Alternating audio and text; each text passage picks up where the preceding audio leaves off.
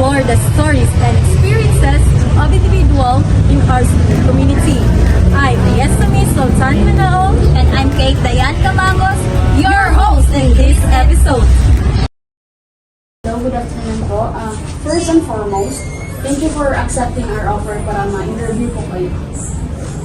So, karon ma'am, no, pwede mo na mo maas kung asa mo nagatrabaho o kung sa inyong trabaho po.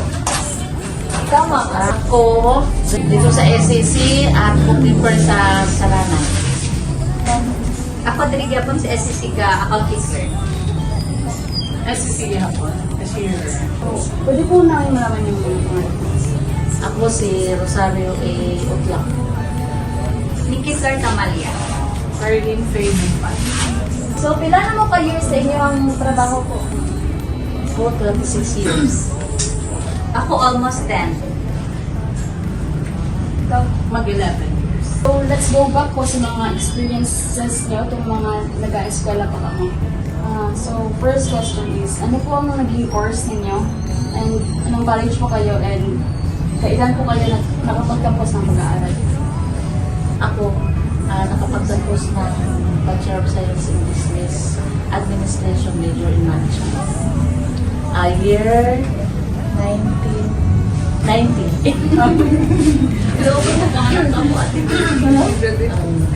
Ako, business at Yapon ka, year 2010. Business at Hapon, 2003. So, murag dugay-dugay na gid siya ma'am, no? So, para sa inyo ma'am, fresh na ba ang mga experiences ninyo po as a student sa una? Medyo halfway na siguro na ma-remember ko pa ang mga memories na mo during college time. Medyo lang gid go kay dugay-dugay Na. So, Pictures na lang akong ma-remember. Mga nag-retired na pictures.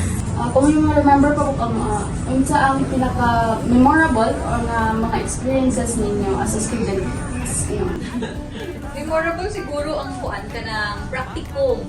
Time kay mo ng first na actual na experience ninyo kung sa gyud ang mga natutunan ninyo sa inyo. Ako, ang pinaka-memorable ko sa time sa ako ang kanang ma-memorize o glow na subject. Kaya mauna, pinagdalgan din ang tanan. Word for word ka, memorize. So, as a student ma'am, no, so unsa man jud ang pinaka-challenge sa inyo as a student of So far, sa time na mo, hindi tayo may pursue, pero wala yung thesis sa para sa inyo. Pagpag lang, swak lang. So ako, kay wala akong thesis, kuan lang kato, by group man ko siya dili siya individual, no. Ang subject lang gid ka, accounting. Pag-abot na sa financial accounting, taxation, ana, challenging kaayo. Same lang po. Classmate mo po. So,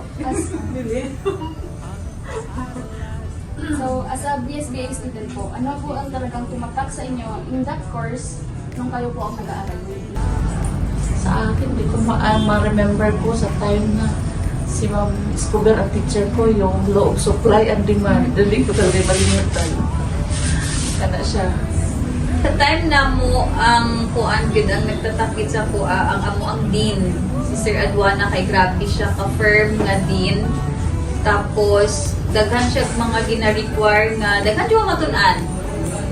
Sa mga na, chill lang sa mga time. Wala kayo. So can you say po na talagang masaya maging DSP student po? Oo.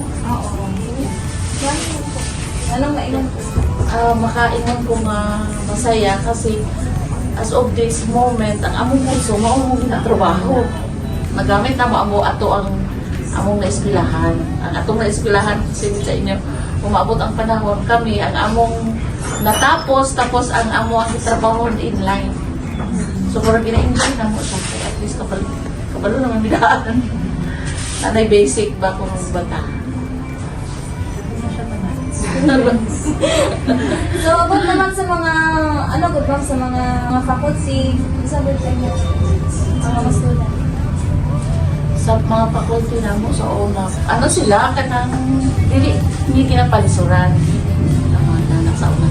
Nana ang mga teacher na mo sa una. Tagaan ka tayo. Kung mag-exam man, pointers, ihatag na daan. Ano ko siya? Hindi kayo lisod. Sa inyo nga po. Po, mga subject teachers na mo, sila Sir Juris, okay lang, chill lang man sila. Yun lang na sa una ni Sir Adwana. So lastly po, can you recommend po sa others ang mga upcoming colleges ang CBA and choose to be a BSBA student? Oo. Kay kung praktikalidad ng Manggod Abi Gang, ang BSBA Manggod Abi, kung magabot ng panahon makagraduate ka mo, dali lang ka mo makapangita trabaho. Kaysa naman sa mag-IT ka mo, dili man ka mo makasulod sa mga business nga na ginahanglan o mga cashier, ana. So, mas dali siya kay daghan og establishment, daghan og business firms karon. Tapos kung hindi man ka mo manarbaho, tanan ng mga natunan nyo, pwede nyo siya i-apply, magnegosyo. For me, pinaka-practical ang business ad. May option ka sa pagpangita o later part na inyo ang pwede ipangabuhian. Either mag-go into employment or mag-go into business. Kung kamalaman mo. Sino nga po? Mga mali po. Pinaso. Diba? Ano naman? Just back up. So, maolang yan mga question na. Thank you guys sa inyong time, effort, Energy. Okay, thank you po tayo.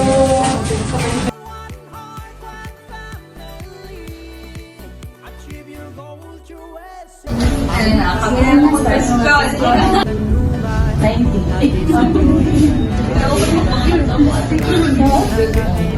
For me, pinaka-practical ang business ad.